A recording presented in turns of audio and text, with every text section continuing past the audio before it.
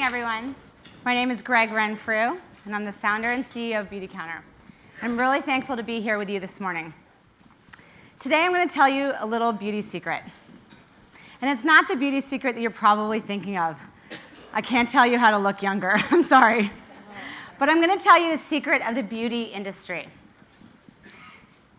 When we think of the word regulation, do many of you think of boundaries, bureaucracy, an impediment to growth? You probably do. But for me, the word regulation means innovation, opportunity, freedom, and liberation. 2 days ago, on September 22nd, 2016, in Washington, D.C., for the first time since 1974, the Senate held an oversight hearing on the state of the beauty industry today. There were members from both sides of the aisles. It was chaired by Senator Lamar Alexander and Senator Patty Murray. And they were there to discuss this industry and the laws that govern it. The laws of the beauty industry date back to 1938. We have not passed a major federal law regulating cosmetics since 1938. For those of you who don't know too much about this industry, it is a $62 billion industry in the US every single year. And it is now governed by 2 pages, actually less than 2 pages, of legislation. So during this hearing, which I attended, which was frustrating to me for a lot of reasons, we talked about 2 different things. We had one side of the aisle, which was represented primarily by the Personal Care Products Council, an industry-leading council that basically self-regulates the cosmetics industry. And they were there to say that we don't need more health protective laws because the laws that exist are allowing us to regulate our industry just perfectly. We don't need change. It's going to stop us from making money. How are we going to be able to distribute our products across this country? How are we going to be able to have the margins that we enjoy as a company? You're going to squash our businesses if you create more laws. There was the other side of the argument that said, nope, we need more health protective laws. And let me give you a few examples of what they shared with us on Thursday afternoon. The first example they used of why the industry's regulation is not working is the example of nail salons. How many of you saw this article in the New York Times in 2015? Good. I'm glad you saw it. It spoke to the conditions of workers, primarily nail technicians, who are exposed to low doses of very toxic chemicals every single day when they go to work. They're exposed to toluene, formaldehyde, and phthalates. And what is the result of that for women working in these salons? Very high rates of miscarriage, chronic respiratory disease, children being born slow, as they put it, or special, right? Children being born with birth defects, and of course, cancer. So significant tragedy is coming from their workplace. The second example they used, which I'm sure you all saw in the news recently, was the example of a company called Wen Hair Care. Just recently, a 10-year-old young woman from Colorado came to meet with members of Congress to discuss the fact that 2 years ago, her mother had purchased Wen Hair Care for her. The result, as you can see on the screen, is that this little beautiful girl lost her hair. In fact, she's almost completely bald today. What was interesting about this statistic was not only that it was an emotionally tragic event for this young woman, but that she was not alone. In fact, the FDA had received almost 150 complaints from consumers across this country saying that they were having adverse reactions to this product. But what was even more alarming to me, as I listened to the people speak about this, was the fact that actually consumers had made 20,000 complaints to the company, and the FDA can't do a damn thing about it. They cannot recall products because they do not have the authority to do so, and those products are being sold to consumers still today.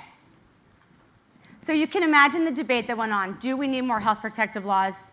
I think the answer is probably yes, but I can tell you that the Personal Care Products Council talked about the fact that 99.5% of our ingredients have been tested for safety and that everything is well in the world. Let's go back in time and figure out how we got here in the first place. Let's go back to 1902. A man by the name of Dr. Wiley, who was the leading chemist for the agricultural department, put together what was later known as the Poison Squad.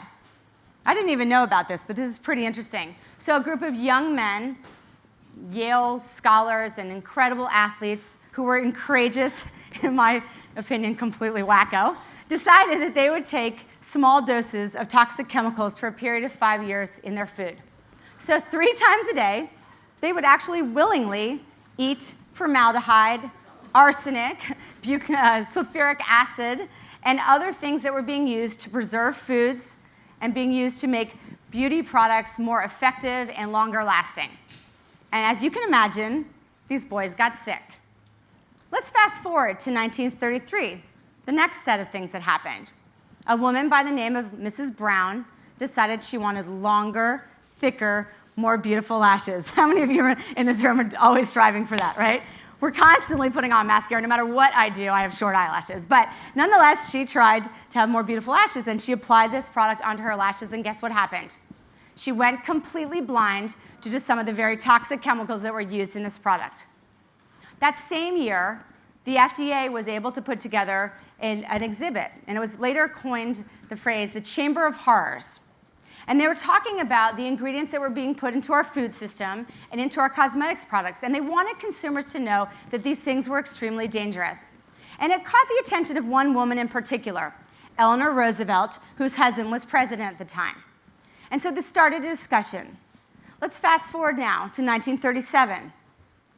In 1937, everything came to a head when a company introduced a product to the market called Elixir Sulfanilamide. I mean, the name alone should tell you it wasn't very safe. And what it was built with, the biggest ingredient in it was an ingredient that was basically antifreeze. And people were ingesting this for sore throats, strep throat, and other throat infections. And what happened was over 100 people died almost immediately, and horrible deaths. And most of these people were little children. And their mothers, as you can imagine, were not only despondent with grief, but they were absolutely outraged. And so a group of women took the initiative to go to the president to say, we need more health protective laws. And so FDR, for the first time in American history, signed a bill, or an act called the Federal Food, Drugs, and Cosmetics Act, was intended to protect the health of American citizens. And I'm totally blind, but it basically said it was going to prohibit the interstate commerce of adulterated or misrepresentative products in the areas of cosmetics and food and devices, et cetera. And so for a very short period of time, there was a win, and we had health protective measures. But guess what? We are where we are today, and we haven't got much further. So what happened after 1938? Well, a lot, obviously. But World War II came, and after World War II, there was a boom in industry. And with that boom in industry came our intoxication with better living through chemistry, right? And you see these examples, and I look back and think, what's better than your baby wrapped in cellophane? I think, I don't know, you tell me. So here we are, right? And we become intoxicated with chemicals. And let me be very clear in saying one thing.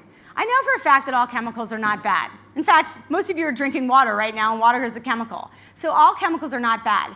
But in the years and decades that passed, from World War II until today, we've introduced over 85,000 chemicals into commerce, of which less than 2% have ever been tested for safety on human health. So while science and technology and all these things have increased dramatically over the last couple of decades, we have not gotten very much farther than we were decades ago.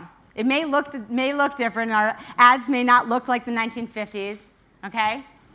But we're very much where we were back in 1937. So what can we do about it? What's the solve? Well, there are 3 things we can do.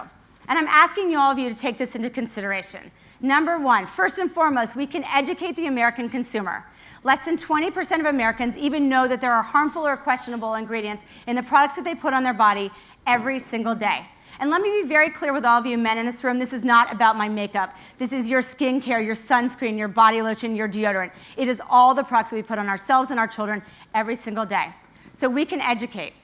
Number 2, we can use business and commerce as a way to move a market. While we can't wait for legislation to pass, entrepreneurs and companies like ours are trying to bring cleaner, safer, and better products into the marketplace. And it is not easy to do this. It is challenging because in our marketplace that is highly unregulated, okay, we don't have complete and utter transparency across the supply chain. And we need more access to information. And we need to be able to share and collaborate with other people who are trying to move this market to a better place with more health protective measures taken in the products that we're using every single day. And the last thing that we can do is we can ask Congress to act, and to act now. The hearing was the first one since 1974. The laws have not been updated since 1938. And so today I lead a group and a movement of women, now 25,000 strong, who are trying to tell Congress and the President that it is time to change. And so I'm going to ask every single one of you sitting in this audience before I end to pull out your phones. I'm going to ask you to take action and to tell Congress right now that without government intervention, consumers alone and companies alone cannot move this market. I ask you to text Better Beauty to 52886.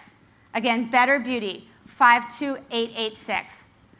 Please ask Congress to act now. It is our opportunity. So I've now shared with you the greatest beauty secret of all, which is the beauty industry is in necessary need for change. I thank you so much.